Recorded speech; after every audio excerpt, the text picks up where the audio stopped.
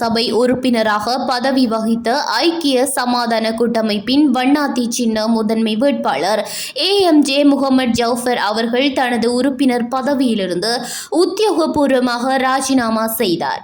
2025ஆம் ஆண்டு நடைபெற்ற உள்ளூராட்சி தேர்தலில் ஐக்கிய சமாதான கூட்டமைப்பின் சார்பில் வண்ணாத்தி சின்னத்தில் போட்டியிட்டு அதிக வாக்குகள் பெற்று மாநகர சபை உறுப்பினராக தெரிவான அவர் தனது ராஜினாமா கடிதத்தை கொழும்பு மாநகர சபை மேயர் விரை கல்லி பல்தாசர் அவர்களிடம் கையளித்துள்ளார். இது தொடர்பாக ஐக்கிய சமாதான கூட்டமைப்பின் பொதுச் செயலாளர் கலீலுர் ரஹ்மான் தெரிவித்ததாவது, கட்சியின் கொள்கையின்படி அதிக வாக்குகள் பெற்ற வேட்பாளர்களுக்கு சுழற்சி முறையில் மாநகர சபை உறுப்பினர் பதவி வழங்குவது வழக்கமாக இருந்து வருகின்றது. உறுப்பினர்களுக்கு வழங்கப்பட்ட வாக்குறுதியை நிறைவேற்றும் வகையிலேயே அல்ஹாஜ் ஜவுஃபர் முன்கூட்டியே தனது பதவியை ராஜினாமா செய்துள்ளார் என்றார். அவரது இடத்தை அடுத்து அதிக வாக்குகள் பெற்ற கொழும்பு வாழைத்தோட்டத்தைச் சேர்ந்த சகோதரர் பந்துள்ள ரணவீர நிரப்பவுள்ளார்.